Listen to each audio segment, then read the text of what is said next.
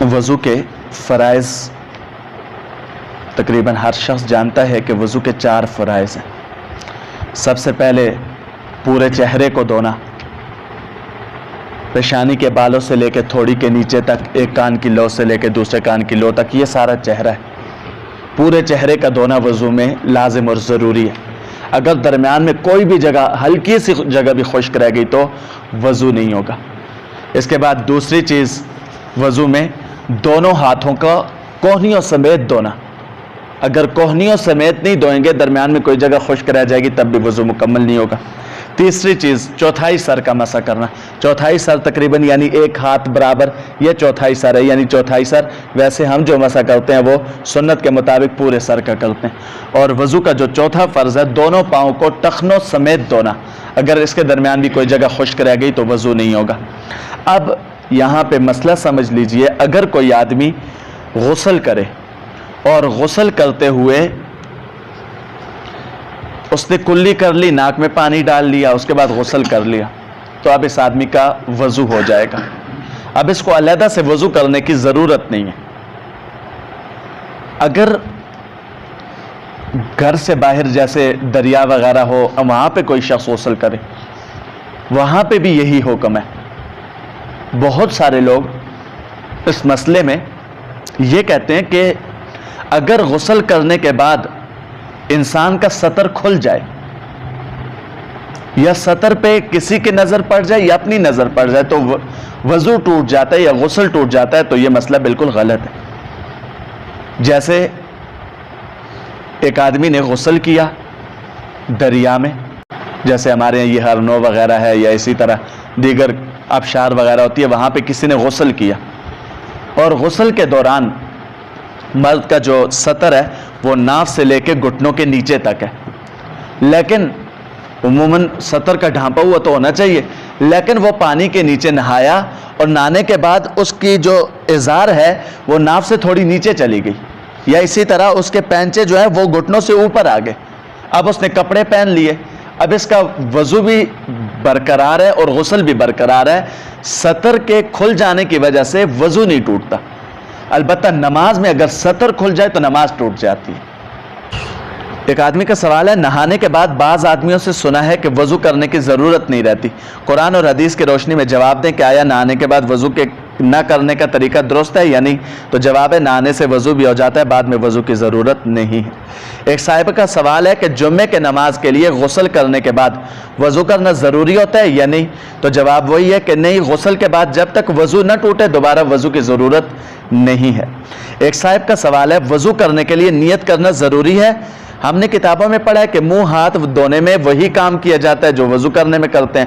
اگر وضو کی نیت نہیں کی گئی تو وضو نہیں ہوگا، بلکہ صرف منہ ہاتھ دھونا ہوا۔ اس سے علاوہ وضو میں جو فرائض ہیں وہی چھوٹ کے تو پھر کیسے وضو ہوگا؟ تو جواب ہے، نیت کرنا وضو میں فرض نہیں ہے۔ اگر کسی آدمی نے ہاتھ دھو لیے، منہ دھو لیا، اور اسی طرح ہاتھوں کو کونیوں سمیت دھو لیا، پاؤں دھو لیے، سر دھو لیا یا مسح کر لیا، نیت کوئی نہیں کی، تو اس آدمی کا وضو ہو جائے گا۔ اس لیے کہ وضو میں نیت فرض نہیں ہے، سنت ہے، مستحب عمل ہے۔ اگر کسی نے نیت نہیں کی تب بھی اس کا وضو ہو جائے گا۔ منہ ہاتھ دھو لیے، پاؤں دھو لیے، سر کا مسح کر لیا، سر کو دھو لیا، اس کا وضو ہو جائے گا۔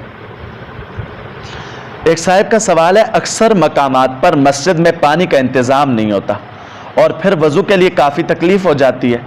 میں نے سنا ہے کہ اگر کہیں پانی دستیاب نہ ہو تو وضو کی نیت کرنے سے وضو ہو جاتا ہے، کیا ایسا ہو سکتا ہے؟ اگر ہو سکتا ہے تو اس کی نیت بھی ایسے ہی کرنی ہوتی ہے جیسے ہم پانی کے ساتھ وضو کرتے ہیں، وضو کرتے وقت کرتے ہیں؟ تو جواب ہے، محض وضو کی نیت کرنے سے وضو نہیں ہوتا۔ آپ نے غلط سنا ہے، شریعت کا حکم یہ ہے، اگر کسی جگہ وضو کے لیے پانی دستیاب نہ ہو تو پاک مٹی سے تیمم کیا جائے، اور پانی دستیاب نہ ہونے کا مطلب یہ ہے کہ پانی کم از کم 1 میل دور ہو۔ اس لیے شہر میں پانی کے دستیاب نہ ہونے کی کوئی وجہ نہیں ہو سکتی، جنگل میں ایسی صورت پیش آ سکتی ہے۔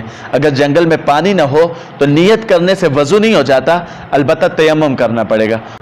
ایک صاحب سوال کرتے ہیں کہ ہمارے اسلامیات کے استاد نے بتایا کہ وضو کرتے وقت ہاتھ دھونا، کلی کرنا، ناک میں پانی ڈالنا، منہ دھونا وغیرہ جو کہ 3 دفعہ دھویا جاتا ہے، 2 دفعہ بھی دھویا جا سکتا ہے، کیا یہ درست ہے؟ تو جواب ہے کامل سنت 3 دفعہ دھونے سے پورا ہوگا، لیکن وضو 2 بار دھونے سے، اعضاء کو 2 بار دھونے سے بلکہ 1 بار دھونے سے بھی ہو جائے گا، بشرطے کہ ایک بال کی جگہ بھی خشک نہ رہے۔ یعنی جیسے کلی کرنی ہے، اب کلی 3 دفعہ کی جاتی ہے، کسی نے 1 دفعہ کر لی تب بھی ٹھیک ہے، ناک میں 1 دفعہ پانی ڈال دیا تب بھی ٹھیک ہے۔ منہ دھونا، اگر کسی نے ایک ہی دفعہ میں اتنا پانی لے لیا کہ پورا چہرہ اس نے دھو لیا اور کوئی جگہ خشک نہیں رہی تو وضو اس کا ہو جائے گا۔ 3 دفعہ پانی لینا سنت ہے، فرض نہیں ہے، فرض اگر 1 دفعہ سے پورا ہو جاتا ہے تو وضو ہو جائے گا۔ اگلا مسئلہ ہے کیا وضو کرتے وقت 3 دفعہ منہ دھونے کے بعد داڑھی کو اندر سے باہر سے تر کرنے کے لیے بار بار ہاتھوں میں پانی لینا ضروری ہے؟ تو جواب ہے داڑھی اگر گھنی ہو کہ اندر کی جلد نظر نہ آئے تو اس کو اوپر سے دھونا فرض ہے اور اس کا خلال کرنا سنت ہے، اور اگر ہلکی ہو تو پوری داڑھی کو پانی سے تر کرنا ضروری ہے۔ جیسے اب یہاں پہ دیکھیں میری داڑھی ہے تو اب یہاں پہ کھال نظر نہیں آ رہی، اس کو گھنی داڑھی کہا جاتا ہے، اور ایسی داڑھی جس سے اندر کھال نظر آئے، جیسے یہاں پہ بال ہے اب اس سے کھال نظر آ رہی، یہ ہے ہلکی داڑھی۔ جب ہلکی داڑھی ہو اندر کھال نظر آئے تو اس داڑھی کو دھونا فرض ہے، اور جب داڑھی ایسی ہو کہ اس میں کھال نظر نہ آئے، جلد نظر نہ آئے، تو ایسی داڑھی کو سامنے سے دھونا فرض ہے، بس سامنے سے دھو لیا، انگلیوں سے یوں خلال کر دیا جائے تو یہ سنت ہے، خلال نہ بھی کیا سامنے سے دھو لیا تو چہرہ دھونے والا فرض پورا ہو جائے گا۔